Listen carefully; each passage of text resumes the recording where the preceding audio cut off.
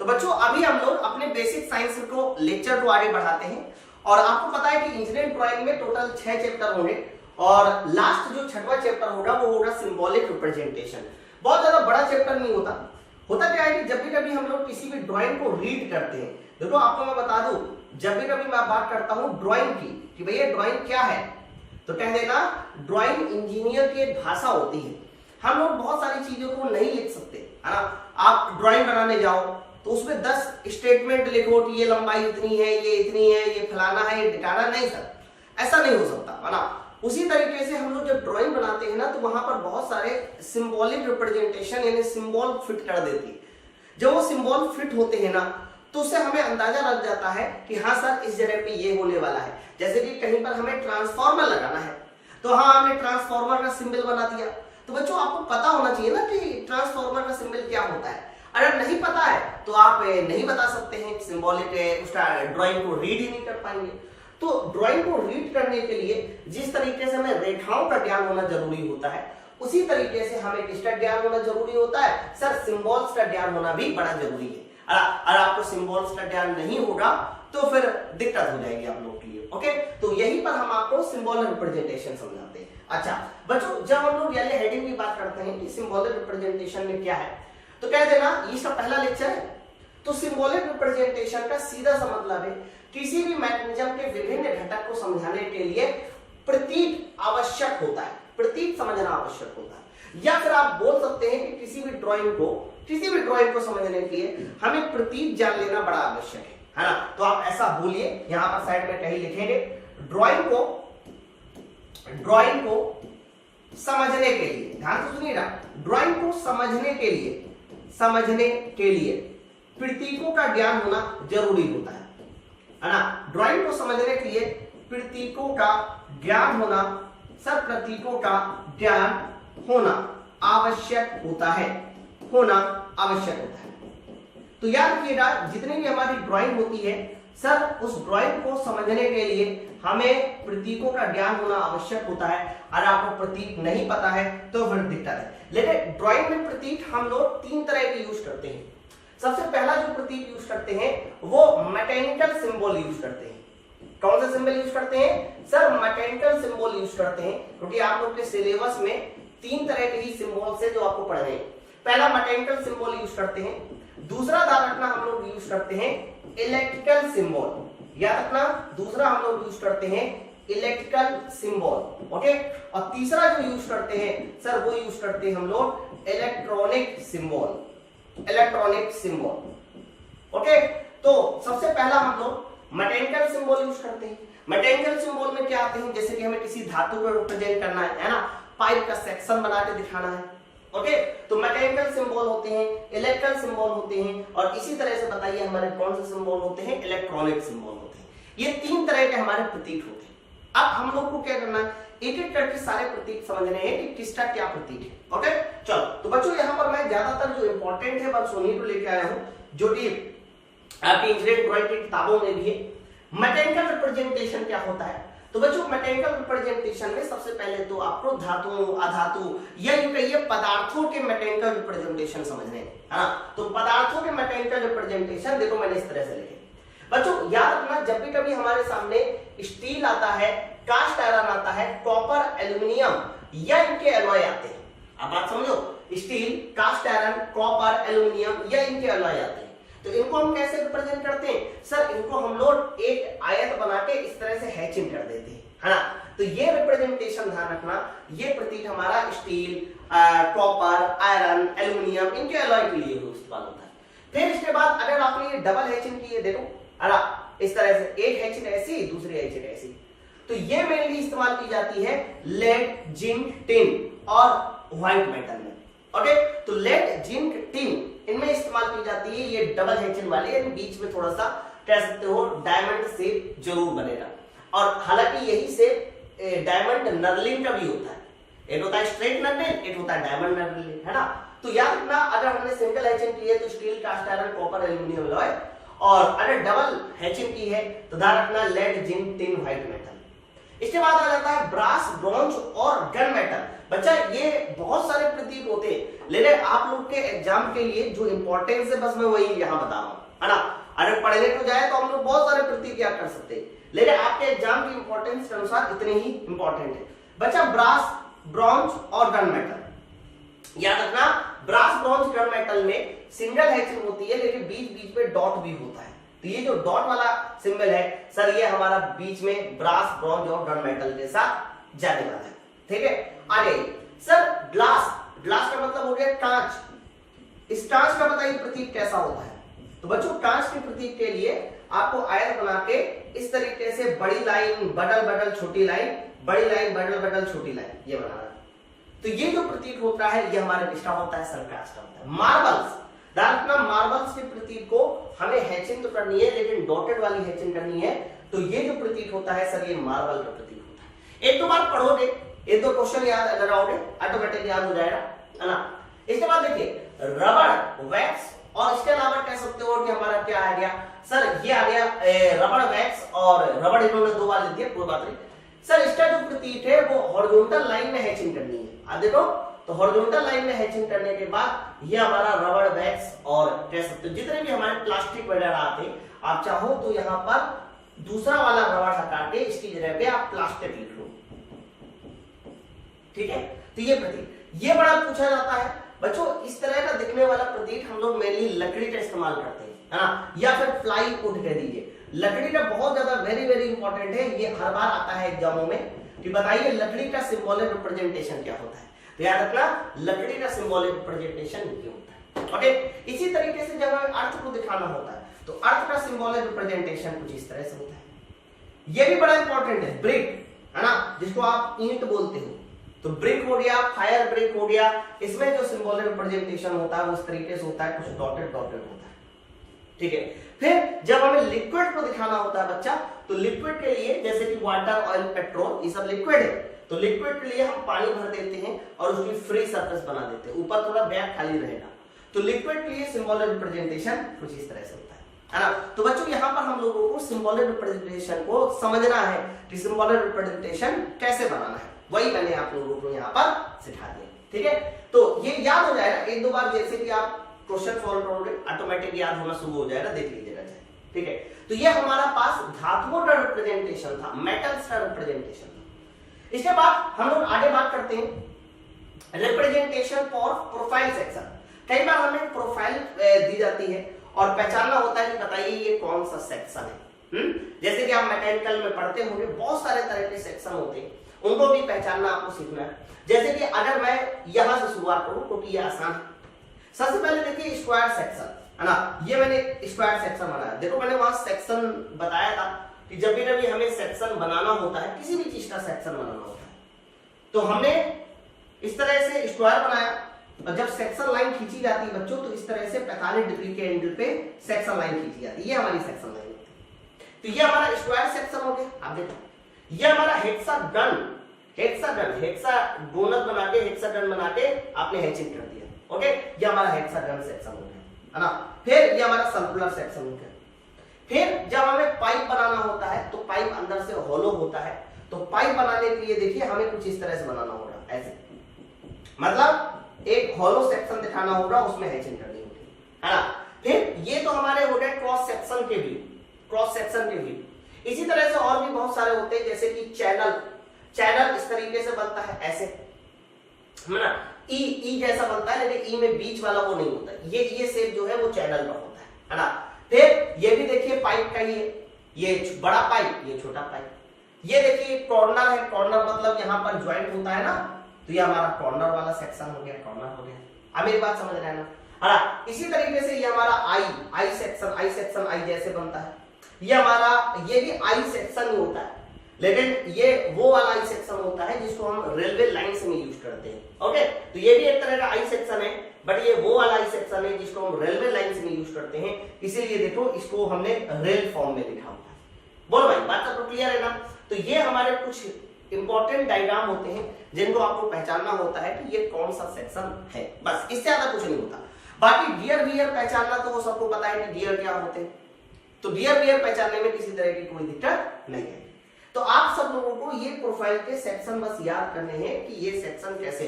और मैं फिर से बता दूं, हो सकता है कि आपको बहुत ज्यादा कुछ किताबों में मिले, लेकिन जो मैंने प्रीवियस ईयर पेपर देखा इसका एक भी क्वेश्चन प्रीवियस ईयर में नहीं आया। फिर भी मैं इसको इसलिए पढ़ा रहा हूं क्योंकि आपके सिलेबस में है, ठीक है। तो जो इंपॉर्टेंट है हम लोग उसको देखेंगे। इसके अलावा ये तो हमारे मैकेनिकल रिप्रेजेंटेशन हो गए। बच्चा अब हमें क्या समझना है, हाँ ये इंपॉर्टेंट है थोड़े और। बच्चा ये है इलेक्ट्रिकल रिप्रेजेंटेशन, कि भाई इलेक्ट्रिकल रिप्रेजेंटेशन कैसे करना है ना। तो बच्चों इसको ध्यान से समझना क्योंकि ये पूछे भी जाते हैं और इनमें कंफ्यूजन भी होता है। जैसे कि सबसे पहला रिप्रेजेंटेशन देखिए क्या है, इलेक्ट्रिकल सेल या इलेक्ट्रिक सेल। बच्चों जब हम सेल बनाते हैं ना तो सेल का रिप्रेजेंटेशन एक बड़ी बैटरी यानी एक बड़ी प्लेट और एक छोटी प्लेट इस तरह से किया जाता है, पॉजिटिव। लेकिन पॉजिटिव नेगेटिव की सिर्फ एक प्लेट होनी चाहिए, तो ये कहलाता है सेल। अच्छा बैटरी क्या होती है, बैटरी बच्चों जब हम लोग इस तरीके की कई सारी प्लेटें बना देते हैं, कई सारे सेल आपस में जोड़ देते हैं, तो याद रखना कई सारे जब सेल जोड़ देते हैं तब वो बैटरी बन जाती है। कई सारी जब सेल जोड़ देते हैं तो बताइए किसका रूप ले लेती है, सर बैटरी का रूप ले लेती है, आसान है ना।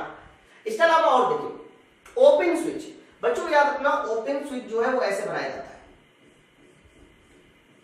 ये देखो ये तुम्हारा ओपन स्विच। ध्यान रखना ओपन स्विच में हमारे पास जो कॉन्टेक्ट है वो होल्डर नहीं, इस तरह का ओपन स्विच होता है। अब देखो इसको ऐसे बंद कर दोगे ना तो वो क्लोज स्विच हो जाएगा, है ना। तो फिलहाल ये हमारा ओपन स्विच है। लेकिन जब इसको क्लोज स्विच बनाना होता है तो क्लोज स्विच बनाते समय इस तरह का सिंबल यूज करते हैं ऐसे। ये तो ये जो स्विच है सर ये हमारा कौन सा स्विच हो जाता है, सर ये क्लोज स्विच हो जाता है। देखो ये ऐसे बंद हो गया क्लोज स्विच। अच्छा वायर ज्वाइंट, वायर ज्वाइंट यानी जब दो वायर को आपस में जोड़ना होता है वो इस तरह से रिप्रेजेंट किया जाता है, ये है वायर ज्वाइंट, है ना। तो जब दो वायर को आपस में जोड़ना होता है that is called wire joint और इस तरह से रिप्रेजेंट किया जाता है। यानी पॉइंट जरूर बनाना होगा, जंक्शन जरूर बनाना होगा, बिना जंक्शन बनाए नहीं होगा।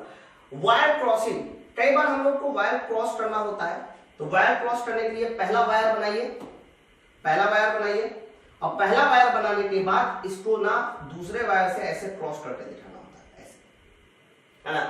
तो इसका मतलब होता है कि ये दोनों वायर आपस में जुड़े नहीं है लेकिन एक दूसरे को क्रॉस जरूर कर रहा है, that is called wire crossing, है ना। फिर इसके बाद देखिए अगला क्या है, अगला है इलेक्ट्रिकल बल्ब। बच्चों अगर मैं इलेक्ट्रिकल बल्ब की बात करता हूं तो इलेक्ट्रिकल बल्ब ऐसे कुछ होता है। एक लाइन ऐसे कीजिए और आपने इस तरह से एक बल्ब का सिंबल बनाया, मतलब ये रेजिस्टेंस होता है। और इसी रेजिस्टेंस में देखिए हमने क्या कर देते हैं, एक छोटा सा ऐसे सर्किट लिख देते हैं। तो ये जो सिंबल बनता है ये हमारा किसका बनता है, सर इलेक्ट्रिकल बल्ब का बनता है ना। ये इलेक्ट्रिकल बल्ब हो गया। ट्रांसफार्मर, बच्चों transformer very very important. Transformer में दो तरह की कॉइल होती है, एक प्राइमरी होती है दूसरी सेकेंडरी होती है। तो ध्यान रखिएगा प्राइमरी कॉइल जो है वो ऐसी होती है बीच में इस तरह से, और ये तुम्हारी सेकेंडरी कॉइल, ओके। तो प्राइमरी और सेकेंडरी कॉइल को मिलाकर ट्रांसफार्मर का सिंबल कुछ इस तरह से बनाया जाता है, ये हमारा ट्रांसफार्मर का सिंबल हो गया। रेजिस्टेंस जिसको आप बोलते हैं हमारा प्रतिरोध, है ना। रेजिस्टेंस के साथ साथ एक और नाम चाहो तो आप लिख लो, छूट चुका है यहाँ पर, है ना। मैं सोच रहा हूँ ये भी चीज ना छूटे। उसको बोलते हैं प्रेरकत्व, इसको इंग्लिश में बोला जाता है इंडक्टेंस। क्या बोला जाएगा, इंडक्टेंस बोला जाएगा, प्रेरकत्व। तो बच्चों जब हम प्रेरकत्व की बात करते हैं, इंडक्टेंस की बात करते हैं, तो इंडक्टेंस कुछ ऐसे होता है, ऐसे, ये इंडक्टेंस है जिसको आप कुंडली भी बोलते हो ना। रेजिस्टेंस, ध्यान रखना रेजिस्टेंस का जो सिंबल होता है, प्रतिरोध का जो सिंबल होता है वो ऐसे होता है, ऐसे, ये रेजिस्टेंस का सिंबल है। वेरिएबल रेजिस्टेंस, बच्चों जब भी कभी हम लोग वेरिएबल रेजिस्टेंस की बात करते हैं तो वेरिएबल रेजिस्टेंस में रेजिस्टेंस खींचा ऐसे और इसके ऊपर ऐसे एक एरो लगा दिया, that is called variable resistance. इसे क्या बोला जाता है, सर इसे बोला जाता है वेरिएबल रेजिस्टेंस। कैपेसिटर, अगर कैपेसिटर की बात करते हैं तो कैपेसिटर कुछ ऐसे बनता है, ये देखो दोनों प्लेट बराबर आकार की होनी चाहिए। सेल में दोनों प्लेट बराबर आकार की नहीं थी, एक बड़ी एक छोटी, लेकिन कैपेसिटर में ध्यान रखना दोनों प्लेट बराबर आकार की होनी चाहिए, ऐसे, है ना। Sir variable capacitor, variable capacitor ऐसे बनता है, ये देखो ऐसे दिया और एक ऐसे लगा दिया, ये है वेरिएबल कैपेसिटर, है ना। चलो मोटर, मोटर में क्या करना है, एक सर्किल बनाना है, उसमें बीच में एम लिखना है, यहां पर ऐसे जाते हुए ऐसे करना है कुछ, और ठीक उसी तरीके से यहां पर भी ऐसे ऐसे करना है। अब इसका एक सिरा जो होगा वो कैसा माना जाएगा सर, एक सिरा माना जाएगा पॉजिटिव और दूसरा सिरा माना जाएगा नेगेटिव, है ना। तो ये मोटर का सिंबल होता है, यानी बीच में बस केवल आपको एम लिखना होगा, दैट इज कॉल्ड मोटर। अब मोटर भी दो तरह की हो सकती है, एक होता है डीसी मोटर, एक होती है एसी मोटर, है ना। तो जब भी कभी आपके सामने वर्ड लिखा हुआ मिले कहीं डीसी, क्या मिले डीसी, तो डीसी के लिए हम लोग हमेशा ये वाला सिंबल यूज करते हैं, ऐसे, ये डीसी के लिए। और जब भी कभी कहीं वर्ड लिखा हुआ मिले एसी, अल्टरनेटिंग करंट, उसके लिए सिंबल यूज करते हैं ये वाला, है ना। तो जैसे मैंने कहा मोटर का सिंबल ये रहा, मैंने कहा एक डीसी मोटर का बता दो, तो जब डीसी मोटर का पूछा जाए तो इसी के नीचे एक डंडा खींच दीजिएगा, डीसी मोटर होता है। एसी मोटर का खींचा जाए तो इस मोटर के नीचे ये लहर वाला सिंबल बना दीजिएगा, वो हमारी एसी मोटर हो जाएगी, है ना। तो डीसी मोटर एसी मोटर बनाना आसान है। चलिए सेम तरीके से बताइए जनरेटर।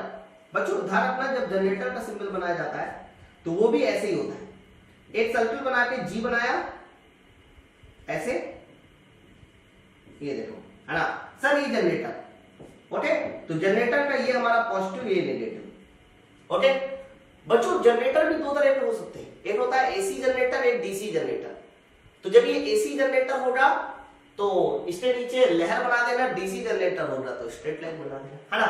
अर्थिंग, बच्चों इलेक्ट्रिसिटी में अर्थिंग का बड़ा रोल है और अर्थिंग बहुत ज्यादा बार पूछा जाता है। तो याद रखना, जो अर्थिंग होती है उसको हम लोग ऐसे बनाते हैं, ये देखो, ओके। तो ये जो सिंबल बनाते हैं सर, ये सिंबल है हमारा अर्थिंग का, मतलब पहला वाला जो डंडा होगा वो बड़ा होगा, दूसरा वाला छोटा, उससे छोटा, और तीसरा वाला जो होगा सर वो और छोटा होगा, है ना। तो ध्यान रखना, ये जो सिंबल होता है बच्चा, ये किसका होता है सर, ये अर्थिंग का होता है। अब थोड़े बहुत छोटे छोटे और सिंबल होते हैं, जैसे कि अमीटर, कुछ नहीं बीच में ए लगा दो, वोल्ट मीटर, कुछ नहीं है बीच में वी लगा दीजिए, है। तो ये मतलब एकदम आसान है, ऐसा नहीं है। अब मैंने आपको केवल उतने ही सिंबल पढ़ा है क्योंकि पिछली बार जो पेपर हुआ था 9 सेट, उनमें से एक भी सेट में इसके कोई भी क्वेश्चन नहीं थे। लेकिन बच्चों ये सिलेबस में है, तो सिलेबस में है तो हमें पढ़ना तो है ना, उसीलिए मैंने आप लोगों को ये जो मेन सिंबल है उनसे परिचित करा लिया कि क्या है। याद करने को तो हम बहुत लंबे लंबे भी याद कर ले, लेकिन वो उतना ज्यादा इंपॉर्टेंट नहीं है ना। तो ये हमारे कुछ इलेक्ट्रिकल सिंबल थे, बहुत ज्यादा बार पूछे जाते हैं, इनको आप याद कर सकते हैं। एक सिंबल और होता है धारा नियंत्रक, चाहो तो इसको भी याद कर लो, है। धारा नियंत्रक का ऐसे बनता है, आप रेजिस्टेंस बना दीजिए ऐसे, ओके। और रेजिस्टेंस बनाने के बाद इसके ऊपर सर, इसके ऊपर ऐसे करते हुए ऐसे कर दीजिए। ये जो सिंबल होता है दोस्त मेरे, ये धारा नियंत्रक का होता है। तो धारा नियंत्रक की बात करते हैं कि धारा नियंत्रक का सिंबल क्या होना चाहिए, तो ये हमारा धारा नियंत्रक का सिंबल होता है, ठीक है। जो मैंने जितने भी इंपॉर्टेंट थे वो आपको सॉल्व करा दिए, यानी इलेक्ट्रिकल सिंबल यहां से फिनिश हो जाता है। अगला जो सिंबल होगा वो हमारा इलेक्ट्रॉनिक सिंबल। देखो इलेक्ट्रॉनिक सिंबल की अगर मैं बात करता हूं तो सबसे पहले तो गेट वेट के सिंबल बहुत पूछे जाते हैं, फिर कुछ डायोड के सिंबल बहुत पूछे जाते हैं। तो गेट हो गया, डायोड हो गया, इन्हीं के सिंबल पूछे जाते हैं। बच्चों ये पूरा ना पूरा सिंबल हमारे इलेक्ट्रॉनिक सिंबल में आता है, ये इलेक्ट्रिकल सिंबल में नहीं आता, ये इलेक्ट्रॉनिक सिंबल में आता है ना। एक एक करके मैं बताता हूँ। सबसे पहले और गेट सुनिए। और गेट के सिंबल के लिए आपको ऐसे मछली टाइप की बनानी है, ऐसे मछली टाइप की बनानी है, ये देखो। और गेट में क्या होता है कि दो इनपुट होते हैं और एक हमारा आउटपुट होता है। लेकिन और गेट में जो बिंदु है ना वो तो हमेशा लास्ट में लगाओगे, कहां लगाओगे, लास्ट में, है ना। और गेट में हमेशा ध्यान रखना y बराबर a प्लस b होता है, दैट इज कॉल्ड और गेट। अच्छा यही एंड गेट बनाना होता सर, तो एंड गेट में क्या होता है दोस्त मेरे, कुछ ऐसे होता है, ये ऐसे, ये हमारा एंड गेट है। एंड गेट में भी लास्ट में बिंदु लगाना है, और याद रखना जो हमारा एंड गेट होता है उसमें भी तुम्हारे दो इनपुट होते हैं ए और बी, और आउटपुट हमारा कितना होता है y। ले एंड गेट में ध्यान रखना a इंटू बी होता है, और गेट में कितना होता है a प्लस बी होता है। तो और गेट में a प्लस बी और एंड गेट में ध्यान रखना a इंटू बी होता है। नॉट गेट बड़ा इंपॉर्टेंट है दोस्त, नॉट गेट अक्सर पूछा भी जाता है, इन्वर्टर इसका एग्जांपल होता है नॉट गेट का। नॉट गेट के सिंबल में एक इनपुट होगा और दोस्त मेरे एक आउटपुट होगा, ये हमारा नॉट गेट। बिंदु यहाँ पर कोने में लगाना होता है। इनपुट मान लीजिए ए है, आउटपुट मान लीजिए वाई है, तो वाई बराबर होता है ए बार, वाई बराबर ए बार। तो बताइए जल्दी से, ये हमारा कौन सा गेट हो गया सर? ये हमारा हो गया नॉट गेट, ये हमारा नॉट गेट हो गया। अच्छा अगला देखिए एंड गेट। सर ये एंड गेट क्या है? तो एंड गेट का मतलब होगा कि एंड का मतलब होता है कि सॉरी नैंड है, नैंड एंड नहीं है, नैंड। नैंड का मतलब होता है एंड प्लस नॉट। तो जब एंड और नॉट आपस में जोड़ दिए जाते हैं that is called NAND gate. और नैंड गेट का बताइए सिंबल क्या होता है? तो कहना नैंड गेट के सिंबल बनाने के लिए सबसे पहले आप एंड गेट का सिंबल बना लो, ये एंड गेट का सिंबल। बस बिंदी जो है वो पहले से लगा दीजिए। ये हमारा बताइए कौन सा गेट बन जाएगा सर? ये हमारा बन जाएगा NAND gate. Sir NAND gate में दो इनपुट है ए और बी, ए और बी। और याद रखना जब नैंड गेट का हम y बताते हैं, आउटपुट बताते हैं, तो a इंटू बी का ऊपर बाल लगा देते हैं। भाई एंड का था a इंटू बी, जब नॉट लग गया तो a इंटू बी के ऊपर बाल लगा दिया, है ना। चल नॉर गेट बताइए, नॉर गेट में क्या होता है सर? नॉर गेट में पहले हमें और गेट बनाना होगा। अरे सॉरी, ये तो हम एंड बना दे रहे थे। नॉर गेट में सबसे पहले हमें क्या बनाना होगा? नॉर गेट में सबसे पहले और गेट बनाना होगा। बच्चों यहाँ पर दो इनपुट होंगे, इसलिए यहाँ पर बताइए क्या हो जाएगा? ए और बी हो जाएगा, ए और बी। अरे बच्चा ए और बी हो जाएगा तो ये हमारा बन जाएगा नॉर गेट। लेकिन इसके लिए जो बिंदु है वो भी यहाँ पर कोने में लगाना होगा, दैट इज कॉल्ड नॉर। और नॉर में ध्यान रखना जो प्रतीक होता है वो y बराबर a प्लस बी का होल बार होता है। y बराबर ध्यान रखना a प्लस बी का होल बार होता है, ये ध्यान रखना इसका प्रतीक होता है मेरा भाई। आप मेरी बात समझ रहे हैं ना? इसके बाद बताइए अगला गेट कौन सा है? XOR gate. तो हमारा अगला है एक्सोर गेट। बच्चा एक्सोर गेट क्या होता है ना, ये एक इक्वेशन से बनता है, लेकिन डायरेक्ट मैं आपको इसका सिंबल बताता हूँ, इसका सिंबल कैसे यूज करते हैं। तो बच्चों एक्सोर गेट में सबसे पहले आपको और गेट बना देना है। कौन सा गेट बना देना है सर? एक्सोर गेट में इस तरीके से देखो और गेट बना देना है, ये हमारा और गेट हो गया, ठीक है बच्चा। और गेट में यहां पर एक और लाइन खींचकर इस तरीके से आप दो इनपुट देंगे, है ना। तो ये जो मैंने आपको सिंबल बना के दिखाया सर, ये हमारा एक्सोर गेट का है सर, ये एक्सोर गेट का है। बच्चों इसमें जो पॉइंट लगाना है वो लास्ट में लगाना है एक्सोर गेट में, शुरुआत में नहीं। शुरुआत में आपका पॉइंट तभी लगाया जाएगा जब ये वर्ड एन वाला वर्ड यूज होगा, जैसे कि नॉर, नैंड, नॉट, है ना। आप देख रहे हैं ना। चलिए इसका बूलियन व्यंजक सुनिए क्या होता है। बच्चों ध्यान रखना जो हमारा एक्सोर गेट है सर, उसका बूलियन व्यंजक होता है y बराबर a b bar plus b a बार, है ना।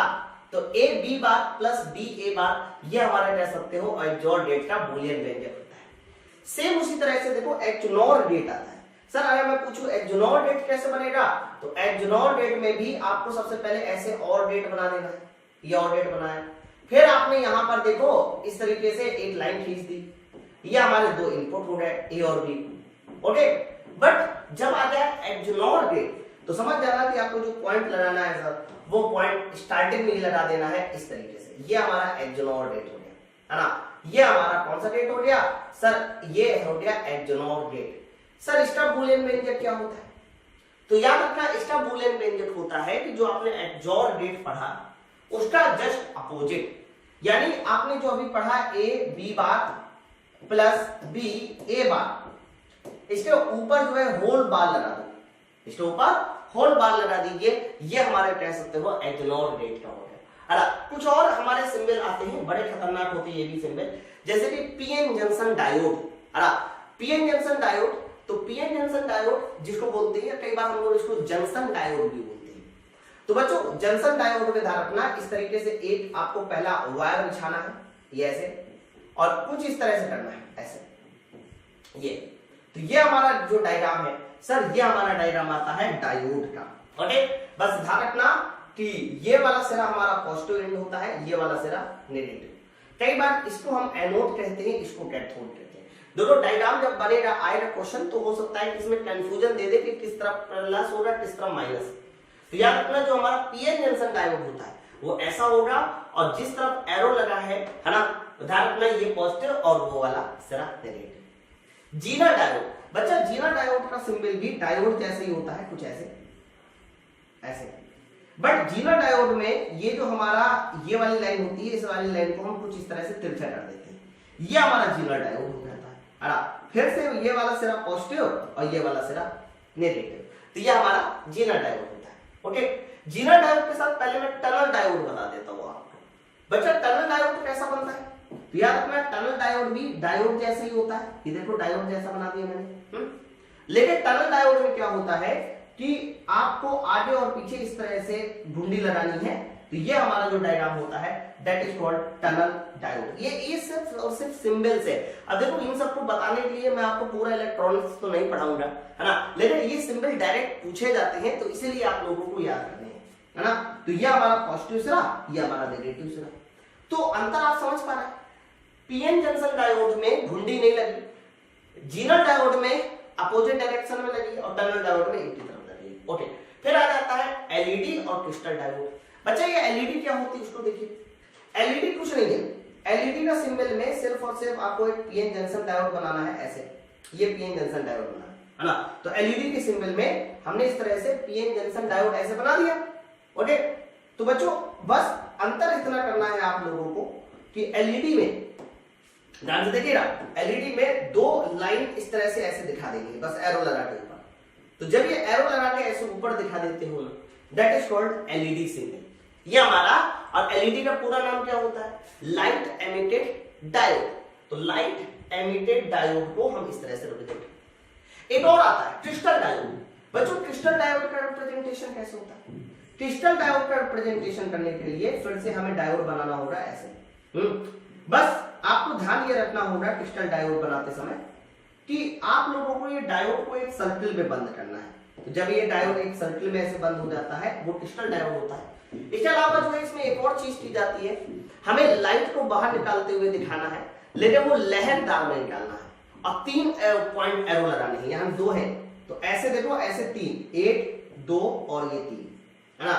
तो ऐसे 3 बार लगा दीजिए और वो भी लहरदार में निकालिएगा तो वो हमारा किसका सिंबल हो जाता है सर, क्रिस्टल डायोड का सिंबल हो जाता है। ओके बच्चा, तो यहाँ पर हमारा ये वाला चैप्टर फिनिश होता है। हालांकि बहुत ज्यादा बड़ा नहीं था ये वाला चैप्टर, सिर्फ और सिर्फ क्वेश्चंस वगैरह पूछे जाते हैं, छोटे छोटे सिंबल पूछे जाते हैं, है ना। तो बच्चों यहाँ से हमारा इंजीनियरिंग ड्राइंग हमारा फिनिश हो जाता है। ओके, इसके बाद हम लोग प्रीवियस ईयर पेपर वगैरह वो सब भी पढ़ेंगे, सॉल्व करेंगे, ठीक है। अभी इसमें क्वेश्चन भी होंगे, अभी इसके क्वेश्चन भी होने, देखेंगे इससे कैसे क्वेश्चन बनते हैं, कितने लेवल तक के क्वेश्चन बनते हैं। ओके, चलो मिलते हैं आप लोग नेक्स्ट वीडियो में। थैंक यू वेरी मच, जय हिंद।